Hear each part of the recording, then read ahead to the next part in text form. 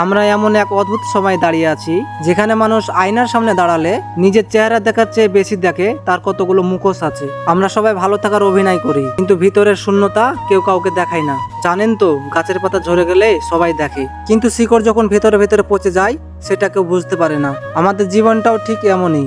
গভীর বাস্তবতা হলো এই পৃথিবীতে আপনার মূল্য ততক্ষণই যতক্ষণ আপনার প্রয়োজন আছে। যেদিন আপনার প্রয়োজন ফুরিয়ে যাবে সেদিন আপনার পরিচয় হবে শুধু একটি নাম।